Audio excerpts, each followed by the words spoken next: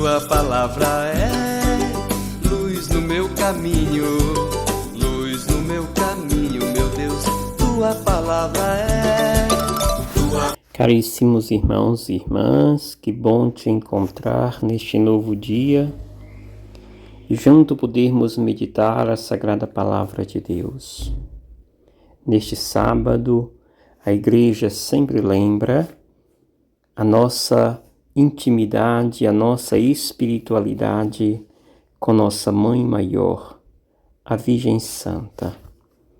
Maria, aquela que por excelência viveu a intimidade com Deus. Por isso ela é para nós modelo de ser imitado, pois imitando Maria chegaremos mais perto de Deus, porque Maria em tudo fez a vontade do seu Filho Jesus. Maria, ela é mais do que mãe. Se Maria fosse apenas mãe, seria pequena demais. Maria é discípula. Discípula por excelência do Mestre. Aquela que deixa-se envolver no mistério de Deus.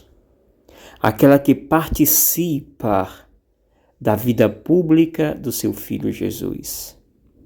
É aquela que não se aquieta enquanto não esteja na presença do seu Filho. Aprendamos nós com Maria e vivamos esta intimidade com Deus, como viver a Maria em todos os seus aspectos. O evangelho que hoje nos oferece a Igreja é Marcos, capítulo 9, versículo de 2 ao 13. É continuação, portanto, do evangelho de ontem.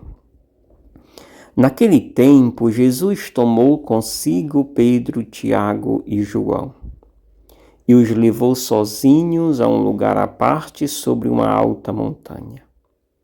E transfigurou-se diante deles. Suas roupas ficaram brilhantes e tão brancas como nenhuma lavandeira sobre a terra poderia alvejar. Apareceram-lhe Elias e Moisés e estavam conversando com Jesus. Então Pedro tomou a palavra e disse a Jesus: Mestre, é bom ficarmos aqui.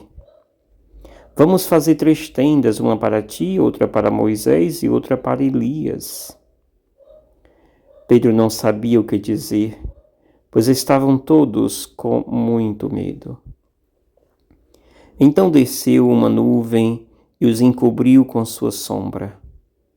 E da nuvem saiu uma voz: Este é o meu Filho amado. Escutai o que ele diz. E de repente, olhando em volta, não viram mais ninguém, a não ser somente Jesus com eles.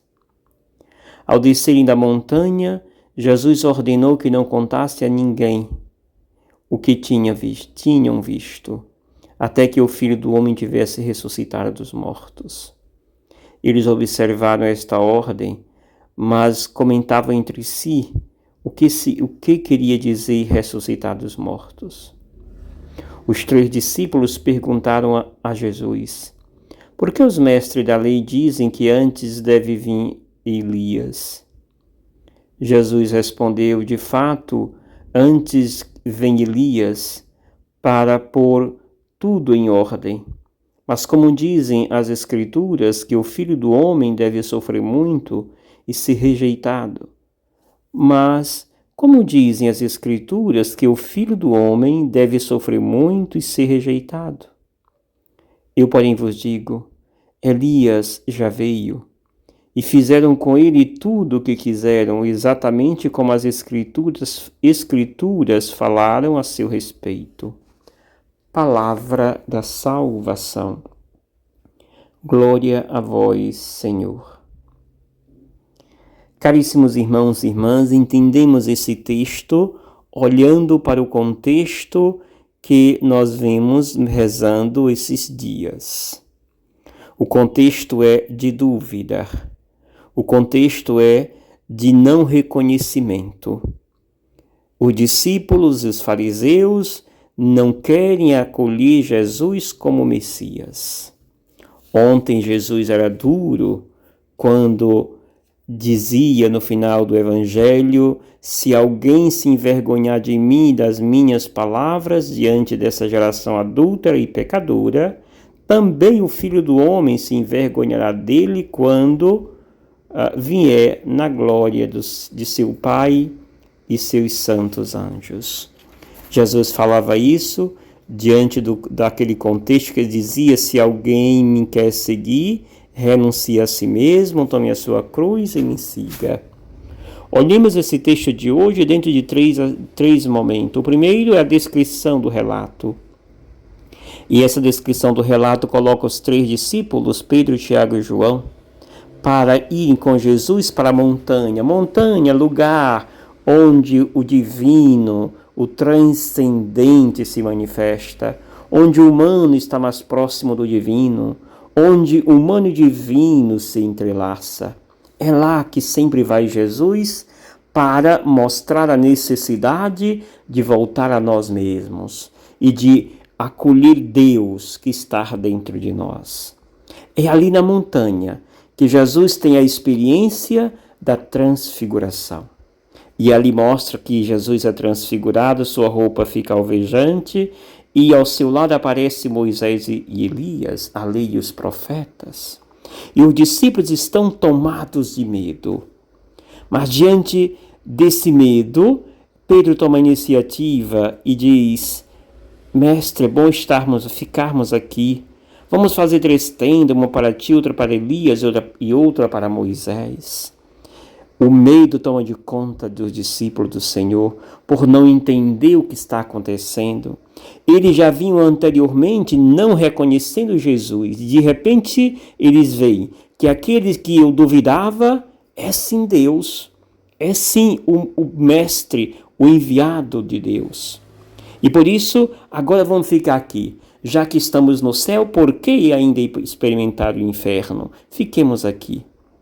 E a segunda parte mostra que, enquanto eles estavam nesse medo constante, uma nuvem vem do céu, os encobre, e desta nuvem sai a voz: Este é o meu filho amado, escutai o que ele diz. Pronto. Aqui a identidade de Jesus é revelada categoricamente. Este é o meu filho amado.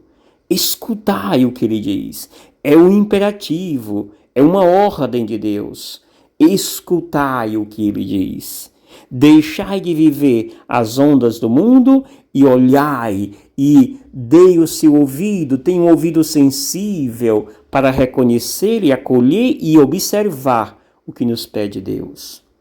Última parte do texto, a terceira parte, mostra justamente que ao descer do monte, Jesus ordena que não contasse a ninguém. Esse é o famoso segredo messiânico de Marcos.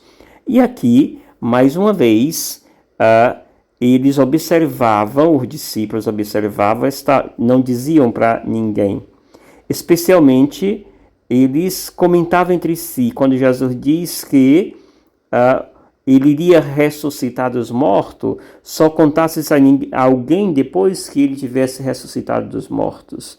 Esse ressuscitar dos mortos, mais uma vez, embaraça a cabeça dos discípulos. E mais uma vez, agora eles usam mais um argumento para dizer que não reconhece Jesus. Quando diz, mas não deveria vir primeiro Elias? Assim diz os fariseus, os profetas. E Jesus diz, sim, Elias já veio. E ele foi maltratado, judiado por aqueles que não concordavam com sua presença. Elias já veio, diz Jesus.